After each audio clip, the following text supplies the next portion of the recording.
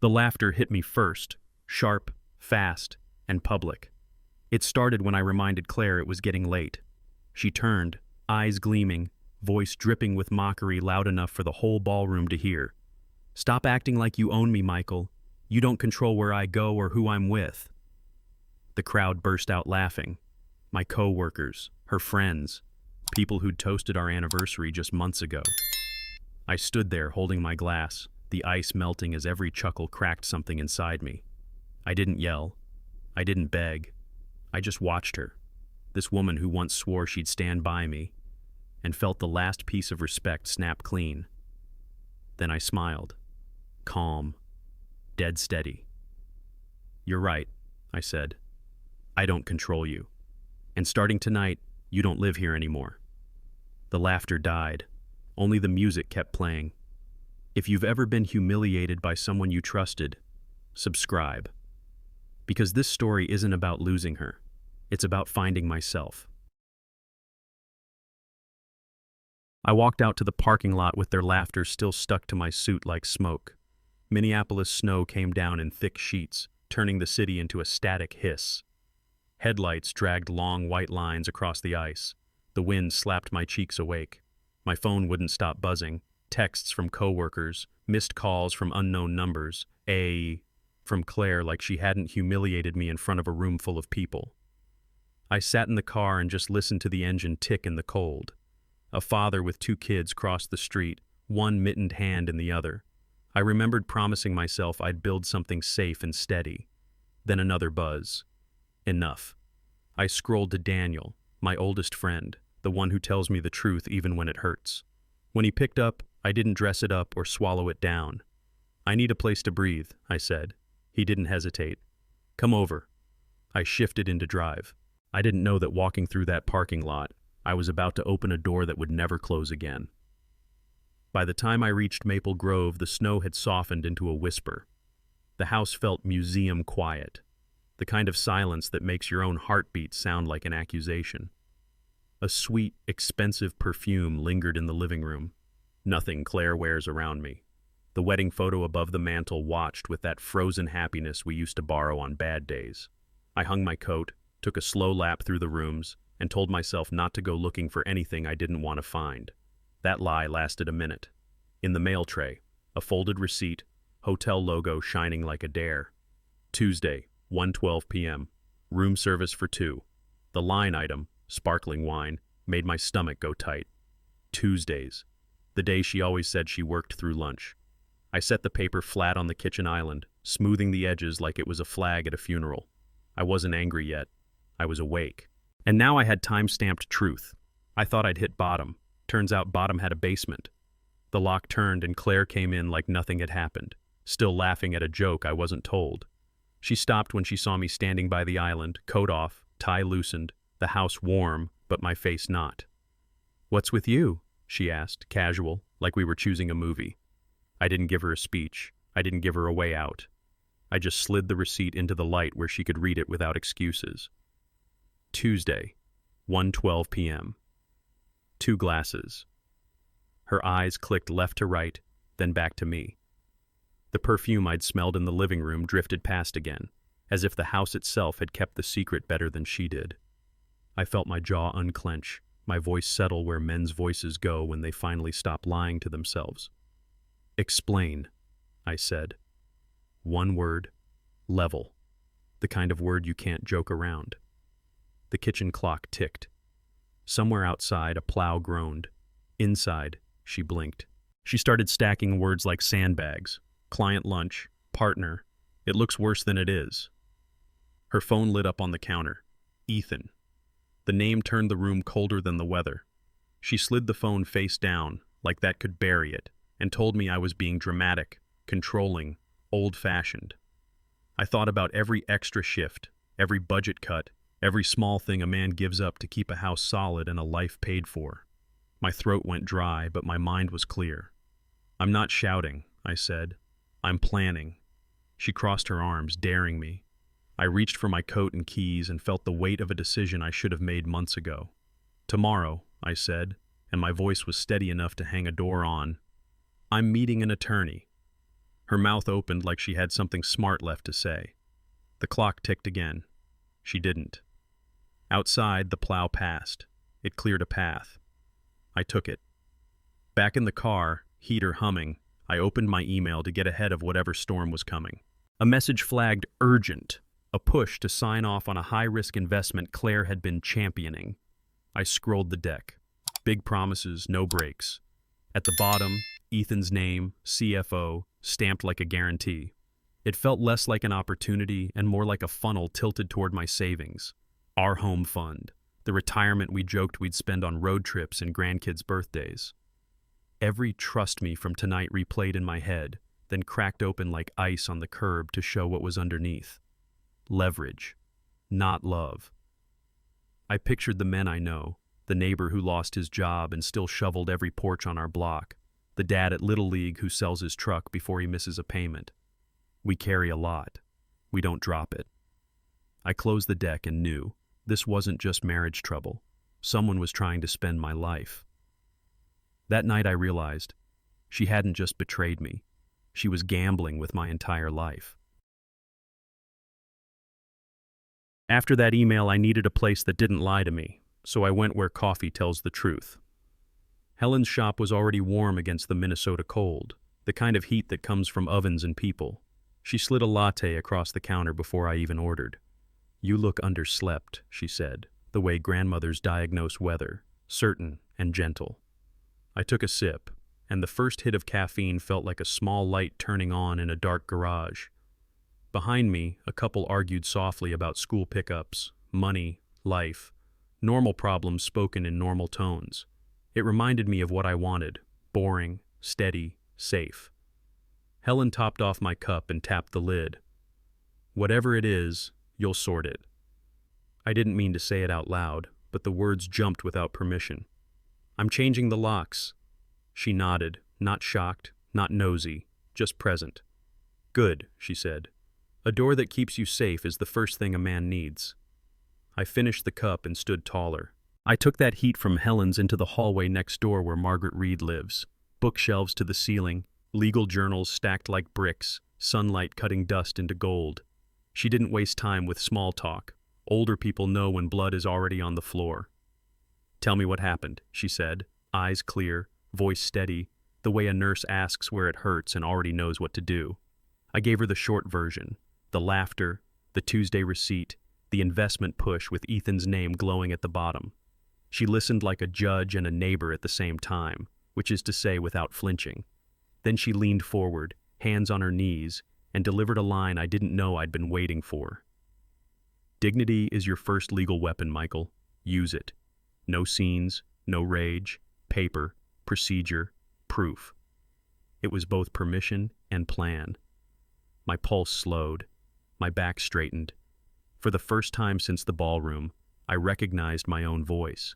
We turned her kitchen table into a war room that smelled like lemon cleaner and old victories. "Evidence?" she asked, pen ready. I handed over the Tuesday hotel receipt, screenshots of calendar blocks labeled "client lunch," and the email chain pushing the risky deal. Margaret sorted them into tidy piles, adding yellow sticky notes with dates and times the way carpenters add shims. Precise, quiet, effective. "Photos?" she asked. I showed a picture of the perfume bottle I found tucked behind our living room books, the brand Claire never wears around me.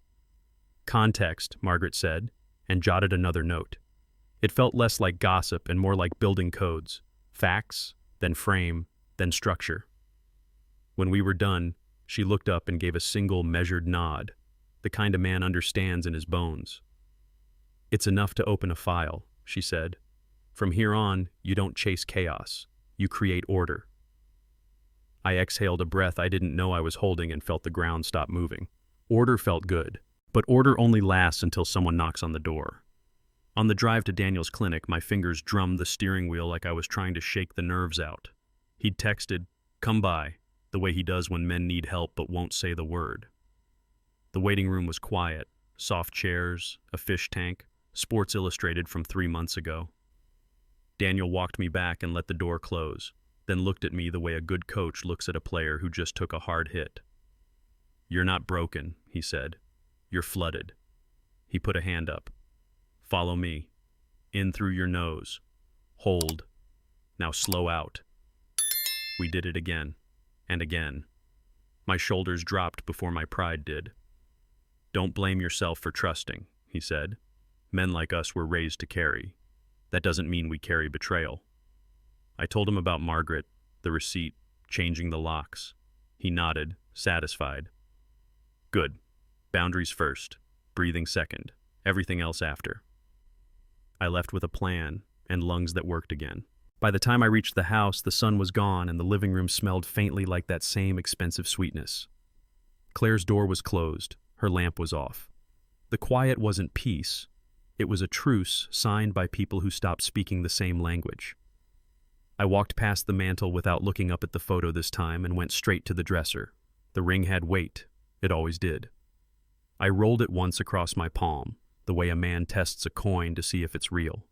14 years of paychecks, holidays, yard work, inside that circle. Some of it good, some of it gone. I didn't throw it. I didn't make a speech to the dark. I opened the top drawer and set the ring in the corner, next to spare batteries and a tape measure, useful things a home keeps until it needs them. The metal clicked on the wood. Not anger, not victory, just a line drawn. Tomorrow, the locks change. Tonight, I sleep on my side of the bed. Morning came like it always does. Coffee, eggs, the pan popping softly while the house pretended to be normal. I set 2 plates on the counter out of habit. Hers went cold untouched. We moved around each other like strangers on a subway car, polite and silent, pretending not to notice the distance. The clock over the stove clicked past 7:30, and I felt that old instinct to smooth things over rise and then fall, like a wave that finally runs out of shore. I wiped the counter, rinsed the mug, and decided I was done serving what wasn't feeding me. No sermon, no slam of doors. I reached into my pocket, placed the new keys in the center of the kitchen table, and let the morning light find them. I'm changing the locks, I said, level and final, the way a foreman calls lunch over. She looked up, surprised that the man who always kept the peace now kept the boundary. The house stayed quiet. I didn't. The locksmith arrived before the snow melted from the eaves. A soft drill bite, a careful click, sunlight washing across the hardwood as metal met metal, and the old tumbler gave up its secrets. She worked with the calm of someone who fixes more than doors for a living, explaining what each piece did without small talk. I signed the invoice, initials steady, the way you do when you're finally buying something for yourself. She handed me the new keys, heavier, sharper at the edges, and I felt them settle into my palm like purpose. Not anger, not revenge, just the clean geometry of a line where there hadn't been one. I closed my hand around them and breathed deeper than I had in weeks. A lock isn't just security, it's a sentence that ends with a period instead of a question mark. When the deadbolt slid home for the first time, the sound wasn't loud, it was certain. I stood taller. The house did too. I thought the click of the new lock meant closure. It was just the sound of a new chapter opening. Right after the locksmith left, my phone lit with Mr. Henderson's name. He's the kind of boss who values numbers over noise. Michael, about that investment Claire's been pushing, are you prepared to sign this week? I looked at the fresh key marks on the door and felt my spine level. I'm pressing pause, I said. We need full diligence. Not later, now. A beat. Then his quiet warning. Don't let feelings wreck your finances. I stepped to the window, watched a neighbor salt his walkway with the focus of a man who's fallen once and learned. That's exactly why I'm stopping, I answered. The line went silent, and then Henderson exhaled. Fair. Send me your concerns by end of day. When we hung up, I wasn't relieved. I was aligned. My money, my call, not spite, stewardship. Men know this language. Protect the roof, pay the note, guard the future. For the first time in a long time, I was doing my job. With the door secured and the deal on ice, I opened my laptop and did what Margaret taught me. Order first, emotions later.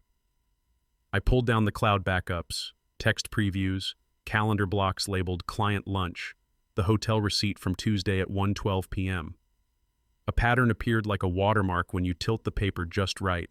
Same day, same window, same lies. I scrolled through photos and paused on a shot of that perfume bottle tucked behind our books. Not evidence by itself, but context. Brick by brick, I stacked it. Date, time, place.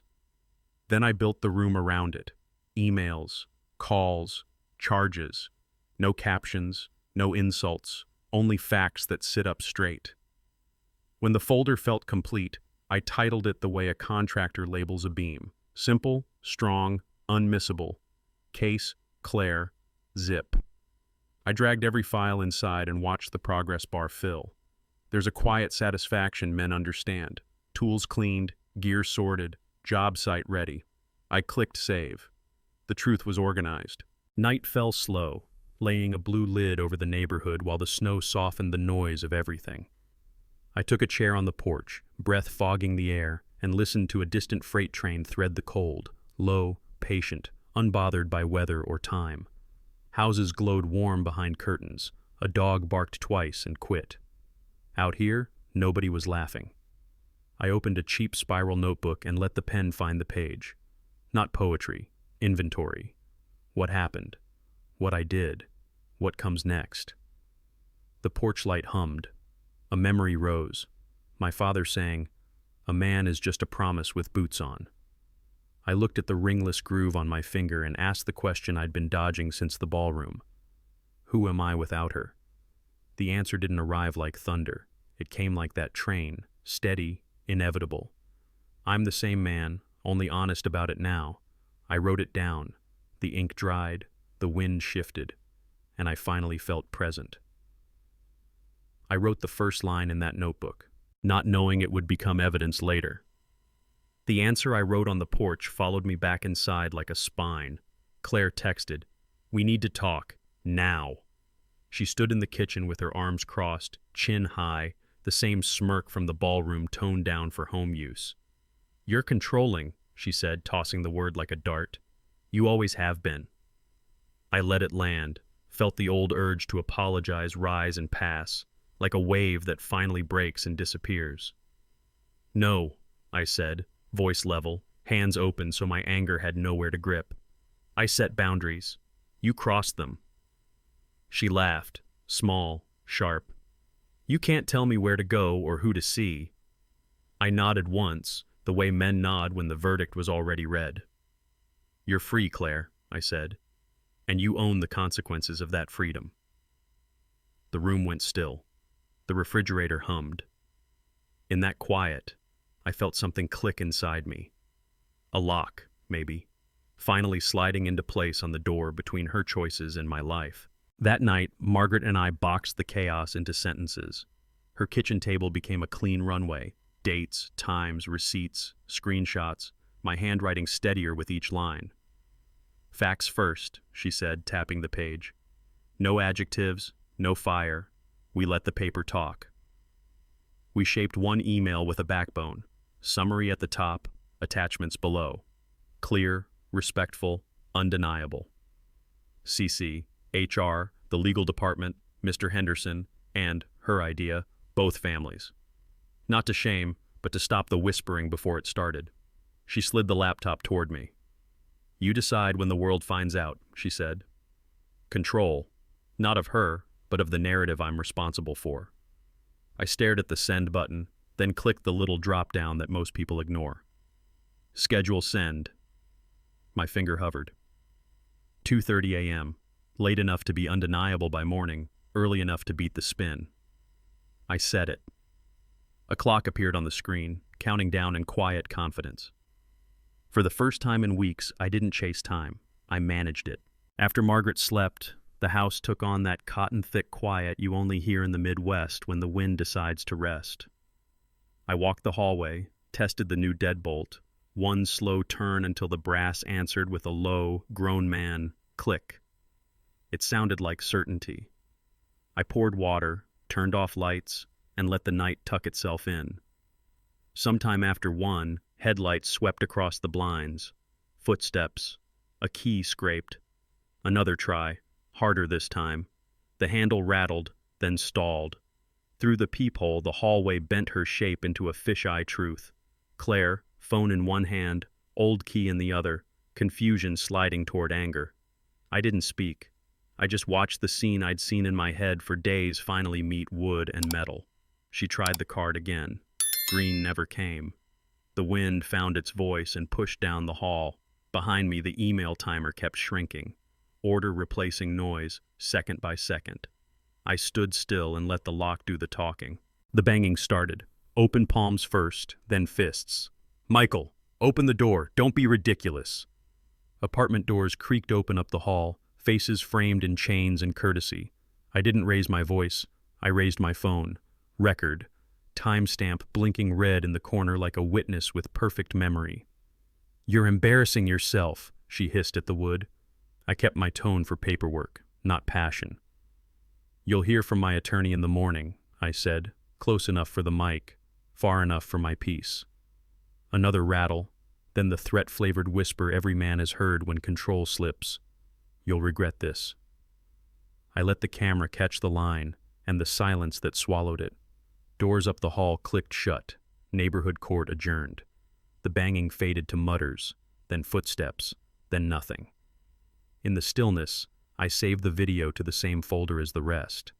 Evidence isn't revenge.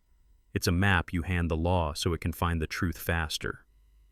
The door held, not every man does. Morning came honest and plain. The email had flown. The sun found the snow and made it glitter like the world had been swept overnight. I walked to Helen's, breath clouding, shoulders lighter than they had a right to be. She saw me before I reached the counter and slid a plate across, waffle, butter melting into the squares like it was meant to live there. "On the house," she said. "You're not alone." The words landed deeper than the food. Around us, men in work jackets traded stories about busted pipes and hockey scores, the sound of a town getting on with it. I took a bite, and for the first time in days, the taste cut through the noise. Helen topped off my coffee and tilted her head. "How's the door?" I smiled, small, real. "Solid," I said. She nodded, satisfied. "Good. Now build the rest to match." I laughed, quiet, grateful. It wasn't victory, it was oxygen, and it was enough to take the next step. Then a notification I didn't expect. Ballroom clip, 12K views. Someone had posted it. The world that once laughed in a ballroom was now watching in silence online. I didn't comment, didn't delete. I let it live. Sometimes the truth works better without captions. But by morning, the clip would do something none of us expected. By the time I finished Helen's waffle and walked home, the 2:30 a.m. email had done its work. My phone was a slot machine. Buzz, buzz, buzz. HR confirming receipt, legal requesting attachments, Henderson replying seen. Group chats spun up, then went quiet, the way people do when gossip turns into facts. I poured coffee and watched names I hadn't heard from in years pop onto the screen. College friends, her cousins, a neighbor who saw the ballroom clip. Then a new vibration with an old gravity, Claire's parents. "We need to speak with our daughter." No outrage, no shield, just a parental line drawn, the kind that reaches across state lines and cuts through excuses. I set the mug down and let the kitchen be quiet long enough to hear my pulse level. This wasn't about winning a crowd. It was about resetting the story for everyone who mattered. Consequences were moving now, not because I shouted, but because the paper walked for me. I answered HR, attached the file, and hit send again. Somewhere in that inbox storm, a name would appear I hadn't seen in years. Not long after, Ethan's name lit my phone like a flare I had no intention of chasing. First a call I let ring into silence, then a text that read, "Don't make this a thing." The arrogance was familiar. Men like him think damage control means muzzling the witness. I took a screenshot, the gray bubble frozen mid-blame, and slid it straight to Margaret with a one-line caption. "Unsolicited contact." She replied with a checkmark and nothing else, which somehow felt like a courtroom door shutting softly in my favor. I didn't clap back, didn't explain, didn't feed the fire. I put the phone face down and kept working my list. Dates, files, the steady chores of a man who knows cleanup is part of building. Outside, a truck scraped ice from the street. Inside, I saved another copy to the folder. Control didn't feel like power. It felt like quiet, and quiet is where good decisions live. The phone buzzed again. I let it beg the room instead of me. I almost answered, then remembered. Replying to arrogance is free publicity for it. Still, the next message wasn't from Ethan, and it hit harder. I thought the fight was between me and her. I hadn't met the real enemy yet. Henderson asked me to come in, so I wore the suit that tells the truth and brought the folder that proves it. His office was glass and winter light. The city looked honest from up there. I laid out the timeline: ballroom humiliation, Tuesday hotel, the investment push with Ethan's signature too eager by half. No adjectives, just receipts. He read, jaw set, the way a man reads a contract that surprises him but doesn't scare him. "You understand the stakes," he said. "For the firm, for clients." I nodded. "That's why I'm here before the rumor mill." He tapped the paper once, then picked up the phone. "Freeze all transactions tied to Ethan Park. Compliance loop in legal." He hung up and met my eyes. "You did the right thing, Michael. From now on, this runs through policy, not personalities." I exhaled. In corporate America, that's the closest thing to a benediction you get. I shook his hand, not triumphant, steadied. On the way out, the glass looked even clearer. But clarity always comes with a cost, and mine was waiting by the elevator. When Henderson froze Ethan's accounts, the floor split in half whispered, half watched me walk by. Nobody laughed anymore. Daniel called me that afternoon with a list that sounded almost insultingly simple. Sleep, eat, move. "You can't rebuild on fumes," he said. "Men skip the basics and then wonder why the roof leaks." I set an alarm for bed like a teenager, cooked something with protein that didn't come in a wrapper, and laced up shoes I hadn't worn since last fall. The air bit clean when I stepped outside. The snow underfoot made that dry, trustworthy crunch you feel in your knees. I started slow, mailbox to corner, breath steadying into rhythm. By the second block, the cold didn't hurt. It clarified. A dad shoveled his walk while a toddler helped with a toy shovel. He looked up, gave me the nod guys give each other when they're both out there doing the simple hard thing. I rounded back home with sweat at my collar and a brain that finally matched my feet. Forward, forward, forward. Not faster, truer. The shower after tasted like a small, deserved victory. I didn't know it yet, but someone else was watching that same clip and taking notes. I made coffee, wiped the counter twice. Clean surfaces make clean thoughts. Later, Margaret and I sat with tea that smelled like calm and a plan that sounded like discipline. "No social media," she said. "No venting, no victory laps.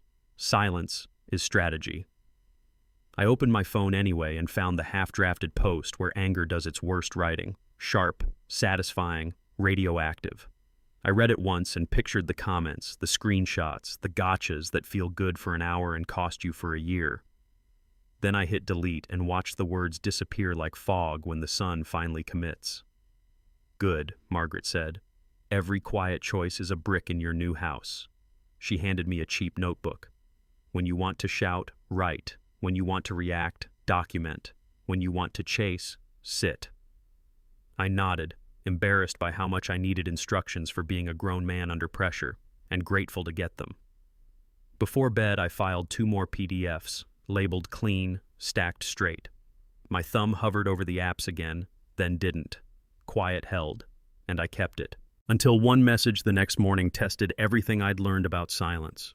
The quiet discipline from last night held, right up until Claire texted, "Let's meet, just us, bar on 7th.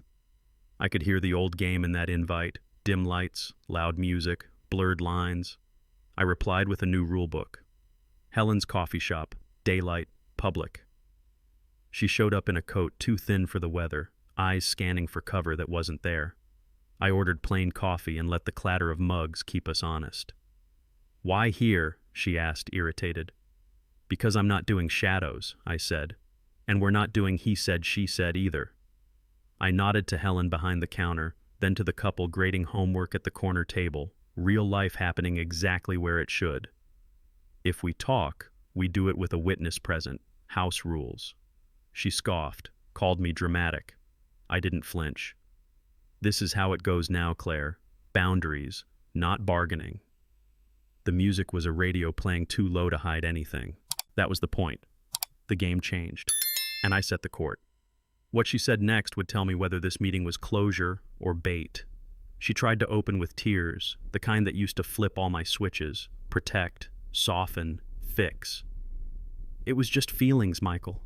I was confused, she said, thumb tracing the lip of her cup like it might spin the story for her. I let the words sit on the table between us, next to the sugar packets and the memory of Tuesday at 1:12 p.m. Feelings are real, I said, steady, and they still have consequences. She blinked, offended that I hadn't reached for a napkin and a rescue. It wasn't planned, she offered. It wasn't planned, she said. Neither was my forgiveness, I answered. The sentence landed harder than shouting ever could. I kept my voice in the range men use when they're wiring a breaker, calm, focused, hands clear of sparks. Claire, I'm not here to call you names. I'm here to divide a life cleanly. We do it with facts, not moods. She reached for my wrist.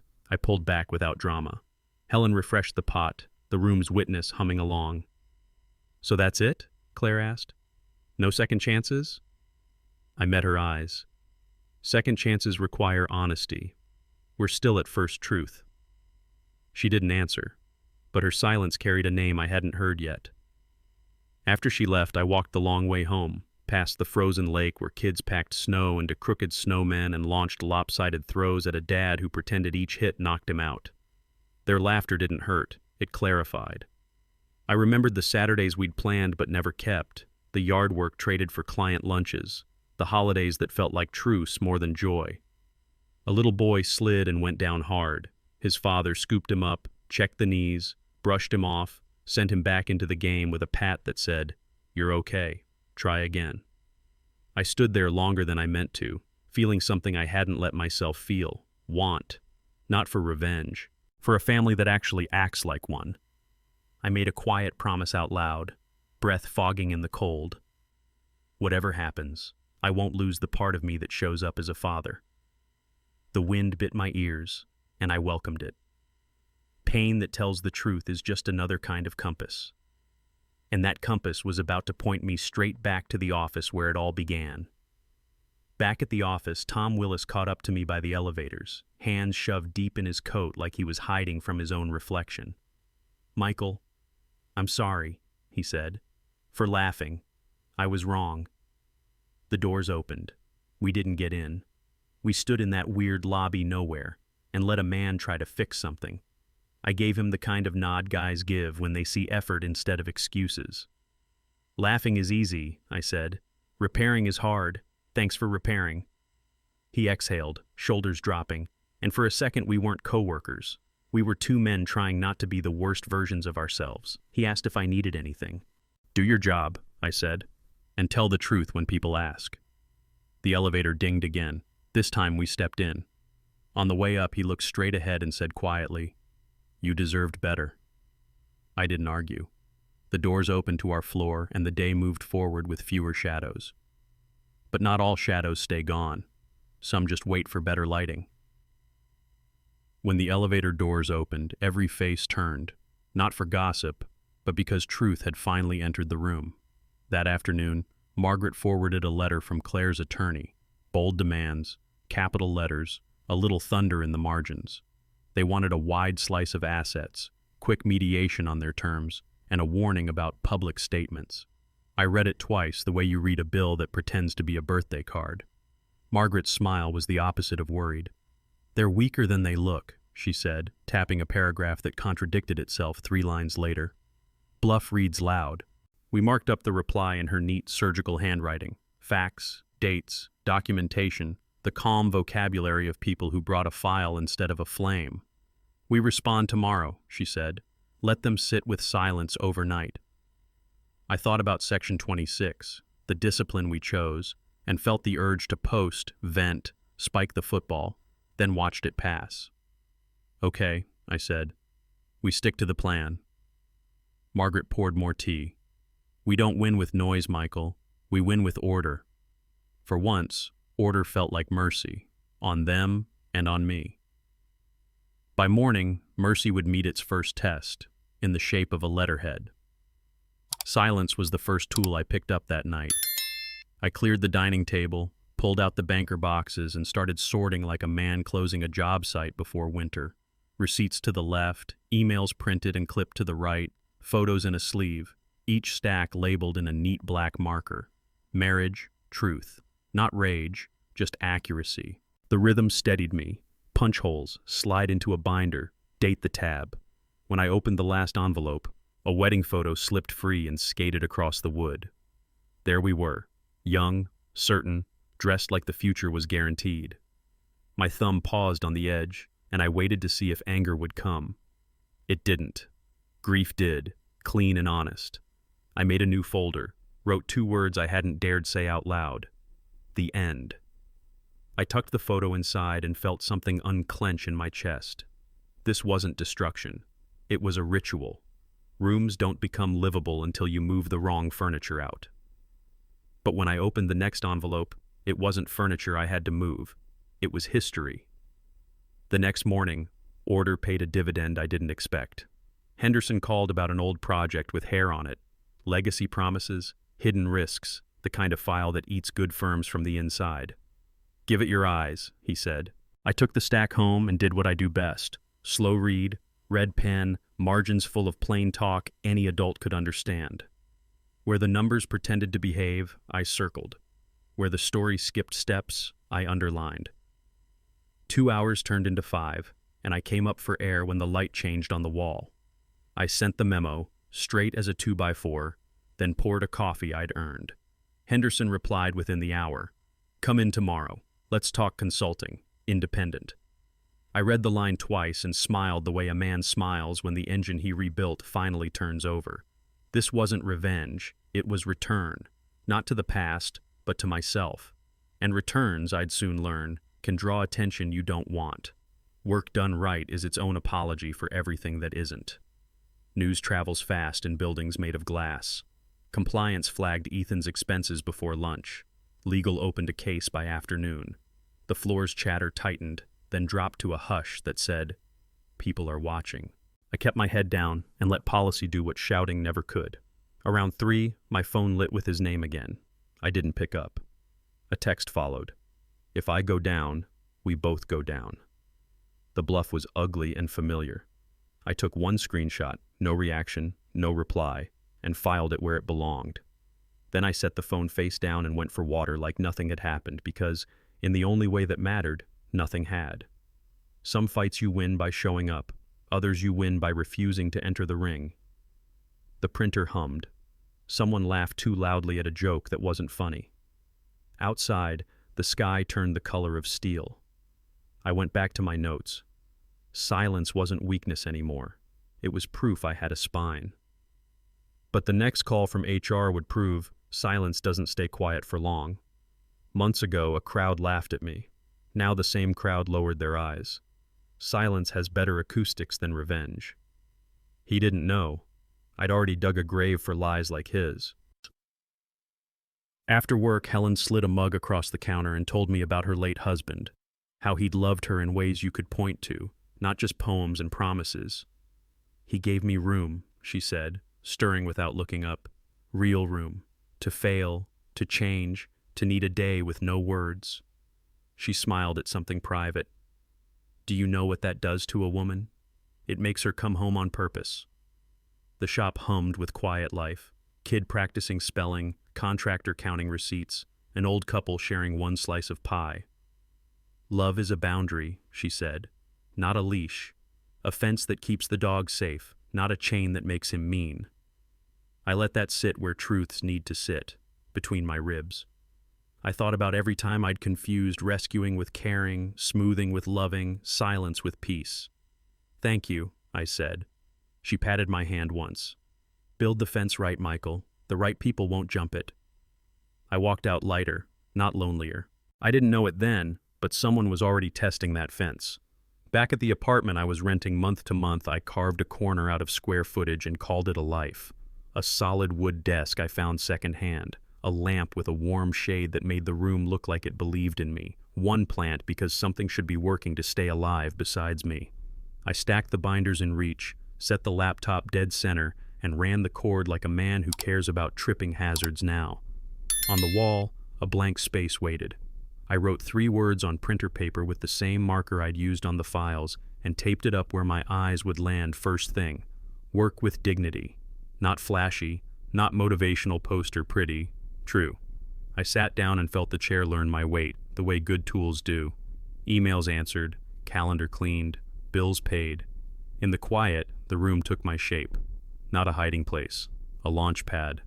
If a door is a boundary, a desk is a promise. Forward. The new desk steadied me, which is probably why I recognized the old play when it arrived. Claire texted an invite to a client event.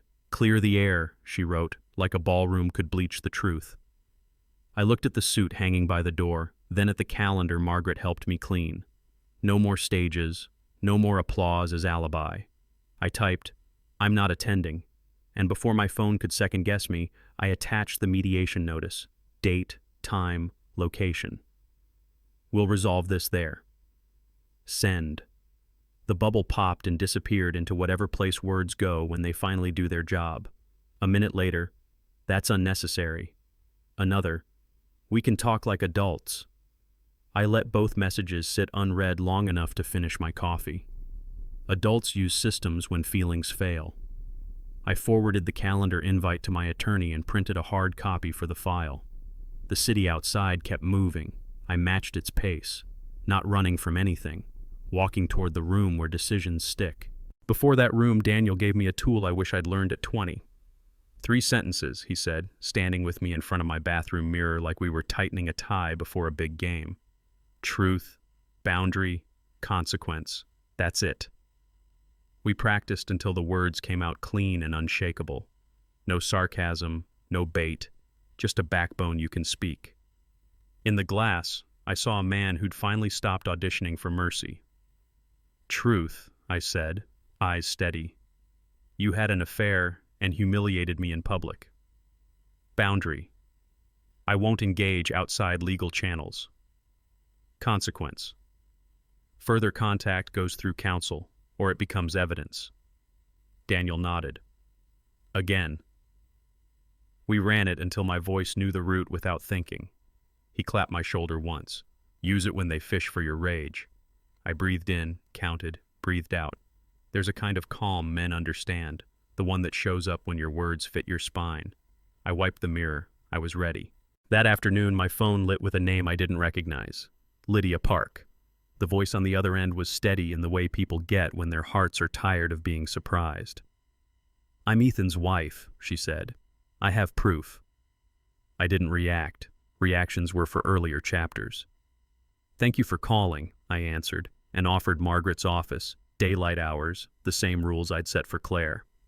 "I'm done with secrets," Lydia said. "I prefer witnesses." We settled on 3 o'clock.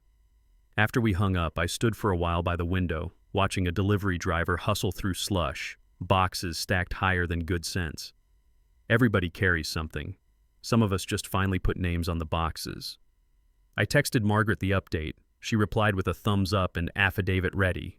My pulse kicked once, not from revenge, but from relief, the kind that comes when the truth decides it wants company. I put on my coat. It was time to add light.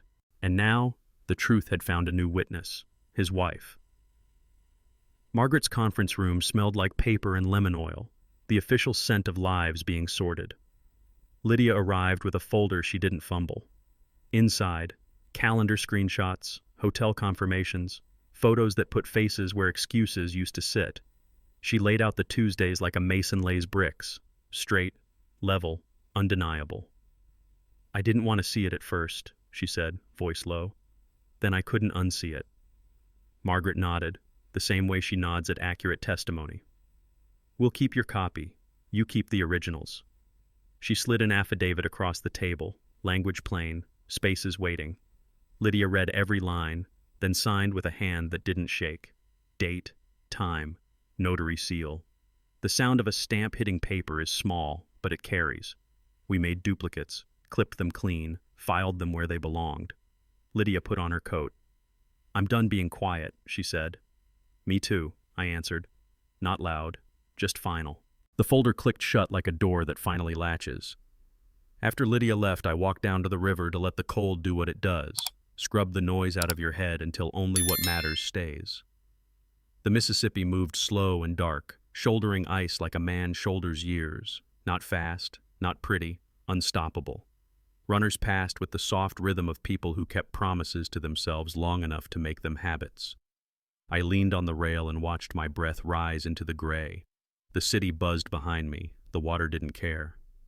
"I'm not afraid anymore," I said, quiet enough that it sounded like a fact instead of a prayer. The wind didn't applaud. It just carried the words downstream, where old things go to change shape. I turned back toward the street, hands warm in my pockets, shoulders easy. Fear feeds on maybes. I had dates. I had files. I had a spine I could hear when I spoke. The rest of the walk home felt like a new cadence. Steady, owned, mine. The river steadied me, and the office tested it. By mid-morning, HR sent the email everyone pretends they don't read. Internal investigation opened. Ethan Park placed on administrative leave pending review. The floor went from whispers to hush, that charged quiet when people realize the story isn't a rumor anymore. Heads bent over screens. Slack slowed. Shoes sounded louder on the carpet. I didn't make a speech. I didn't make eye contact. I made progress, cleared my inbox, tightened my memo, fixed a spreadsheet someone had ignored for weeks. When a cube neighbor tried for small talk, I gave him a nod and went back to work. Show, don't shout. Let policy, paper, and time do what a man's anger can't. Around lunch, a few faces peeked over the partition, hunting drama. I gave them deadlines. By 3, the temperature dropped from gossip to productivity. The investigation would run or stall without me. My job was simpler. Be unshakable. In a room built of glass, quiet is a shield. Quiet doesn't mean open season. By late afternoon, Claire sent a flurry. "You're cruel. We were happy once." And a Paris photo. The two of us under a gray sky that felt romantic then and heavy now. For a breath, I almost let nostalgia drive. Then I remembered Section 38 in the mirror. Truth, boundary, consequence.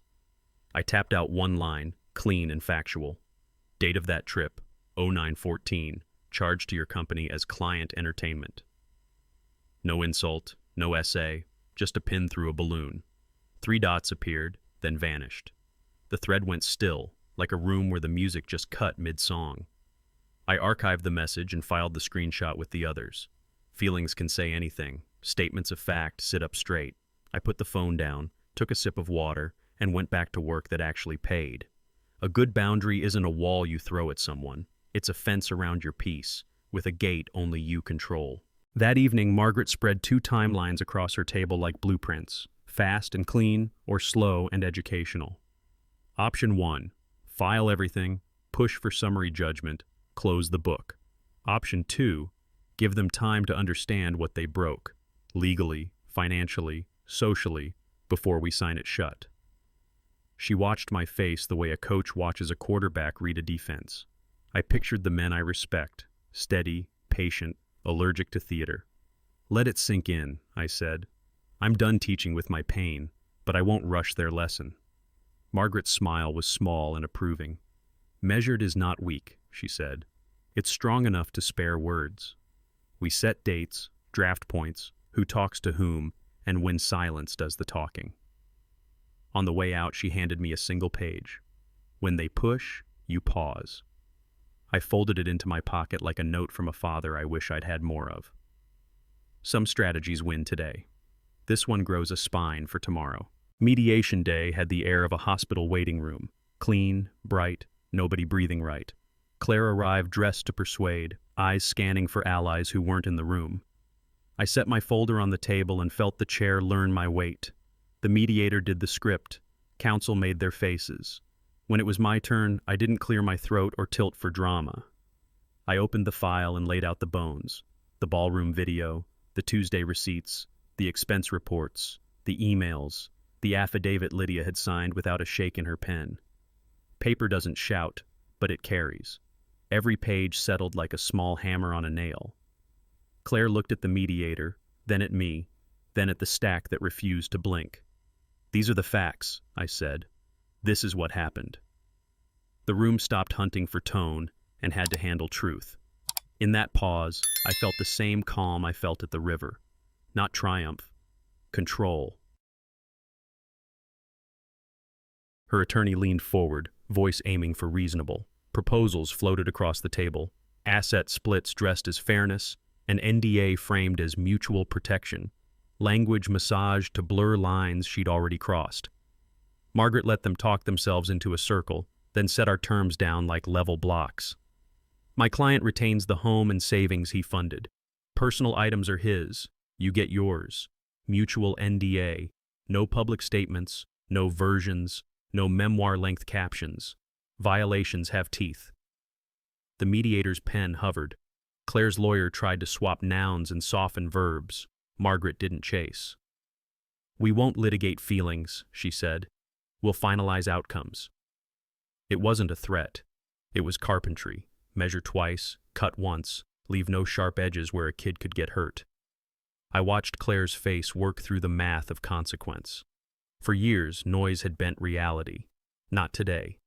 The offer sat there, simple and strong enough to hold weight. I signed my part and set the pen down.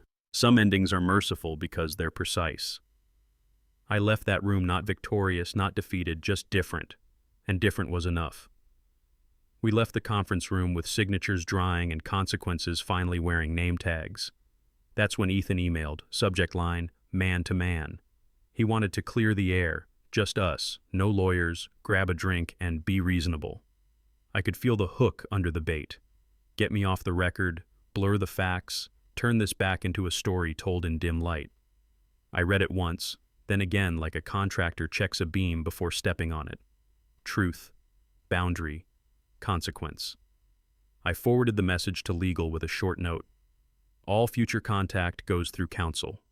Then I copied HR and Margaret, filed the email in caseclaire.zip, and closed my laptop without ceremony. No reply, no meeting, no fight behind the bar. In my pocket, the keys felt heavier in a good way. Some men think a backroom talk proves strength. I've learned strength is a paper trail. The urge to explain flickered and died. Systems protect you when charm tries to cash a check. That night, I took the energy I wasn't spending on arguments and built something I could sign my name to. I opened the Secretary of State website, created an account, and typed the name that had been rattling around my head for a week. North Star Advisory. Simple, local, true. I sketched a rough logo on a notepad, clean lines, a small compass point tucked into the A. The site asked its unromantic questions: address, service type, registered agent. I answered each one like a man installing joists: level, measured, no shortcuts. Bank account request, EIN application, domain bought, email spun up. I looked around my one bedroom and it didn't feel small anymore. It felt specific. The cursor hovered over the final button like a breath before a plunge. I thought of every guy who rebuilt a life with a tool he already had. Then I clicked, submit business registration. No fireworks. Just a confirmation number, which is better. Dreams are nice. File numbers change things. I thought I'd closed every old door. I didn't know one was about to open itself. In the morning, Helen slid a small box across the counter with my coffee. Inside was an old skeleton key on a leather cord, polished by time and someone's careful thumb. "For your wall," she said. "So you remember you didn't just change a lock, you opened your own door." I laughed, surprised by how fast my eyes stung. Back at the apartment, I found a spot above the desk where the afternoon sun lands and hung it next to "Work with Dignity." The key caught the light and threw a thin, bright line across the paper like a quiet underline. Every time I sat down, it was there, simple metal, serious meaning. I thought about the fences Helen talked about and the gates only I control. Boundaries weren't punishment. They were permission to live without bracing for the next hit. I ran my fingers over the leather once, the way men do with things that matter. Then I opened my laptop. The to-do list waited. So did I. By week's end, the office rumor mill did what it always does. Spun until it got dizzy, then settled where the facts held. A few coworkers messaged apologies that sounded like they'd practiced them on the drive in. Others stayed quiet, which is its own kind of confession. The old me would have lectured or ignored. The man at this desk typed one line back, each time the same. Thanks for seeing it now. No hard victory laps, no I told you so's. Just a nod to the truth finally standing up on its own legs. At lunch, Tom brought coffee and didn't try to make a show of it. For your North Star, he said, and that was it. On the way back to my chair, I passed a window and caught my reflection. Less tired, more settled. Reputations don't flip in a day. They turn like a ship when the captain holds the wheel steady through the chop. I sat, answered 3 client emails, and felt the room choose work over noise. A week later, the courthouse felt exactly like it should. Worn carpet, quiet doors, a judge who didn't care about our romance or our ruin, only the paperwork.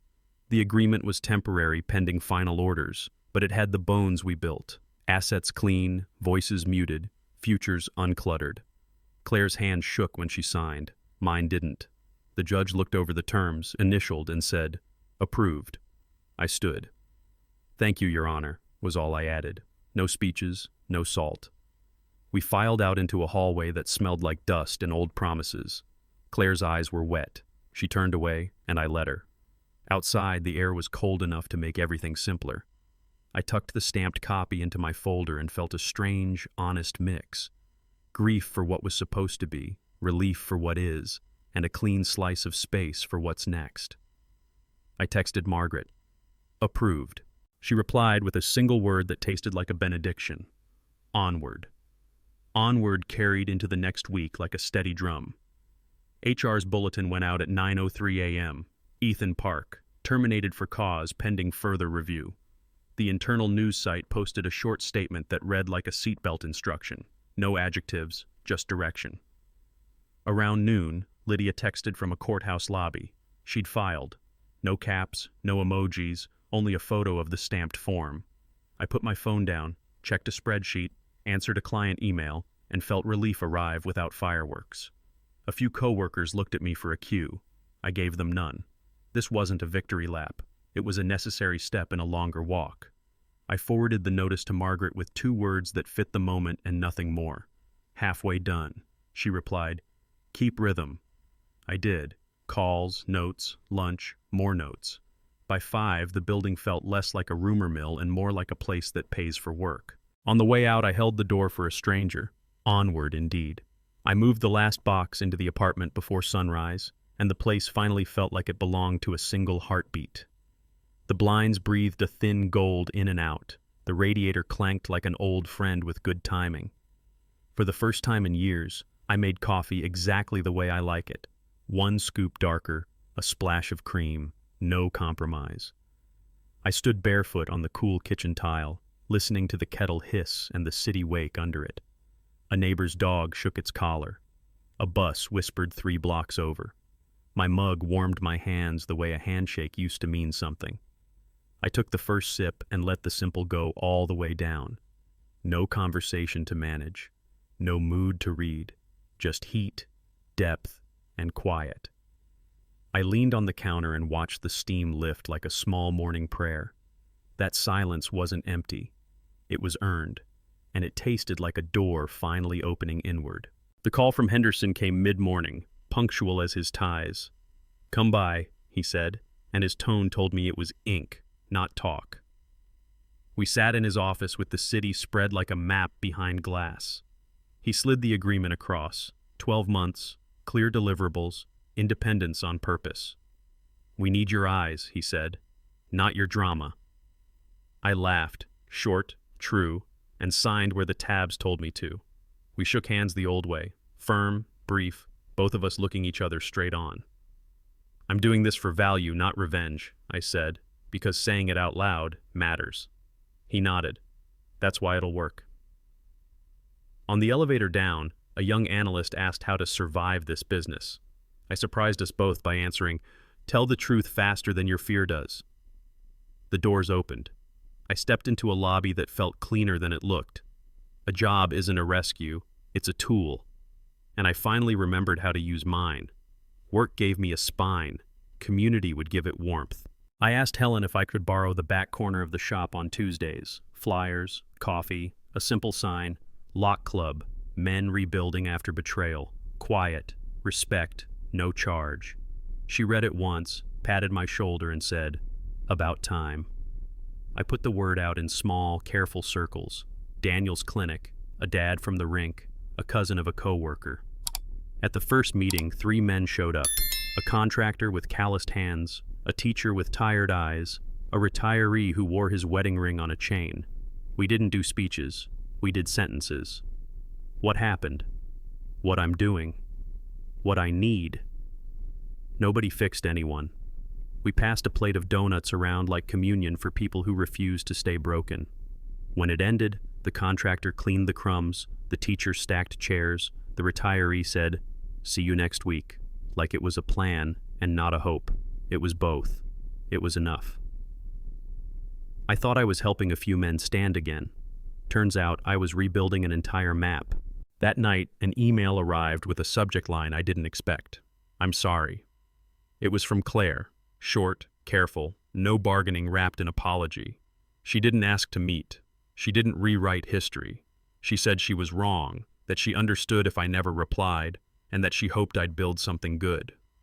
I read it twice and waited to see if my hands would shake. They didn't. I opened a new message and kept it simple, the way a clean cut heals better than a ragged one. "Thank you for the apology. I wish you peace." No sermon, no salt. I hit send and watched the screen return to quiet.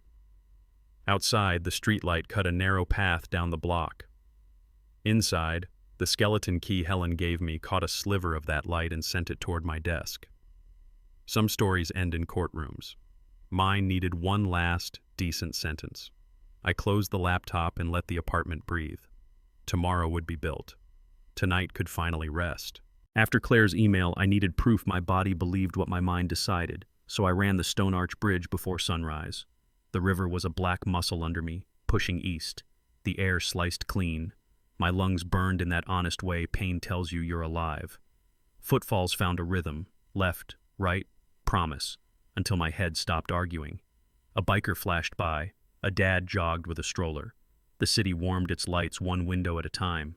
I passed the midpoint and didn't turn back. Not yet. I pictured every room where I'd shrunk to keep the peace, every dinner where I swallowed truth like gristle. The wind knifed my ears. I let it. Heat bloomed in my chest and spread out through my shoulders like armor that finally fit. At the far end I stopped, hands on my hips, steam rising off my jacket. "No more living to make someone else comfortable," I said out loud. The river took it. I believed it. Then I ran home. That afternoon I sat with Margaret at her table, the one that turns storms into lists. She poured tea like patience and lifted her cup like a small ceremony. "It's time you write your rules," she said. "Not a manifesto, guardrails." We didn't rush. We sifted. What did I learn? What will I keep? When will I walk away sooner?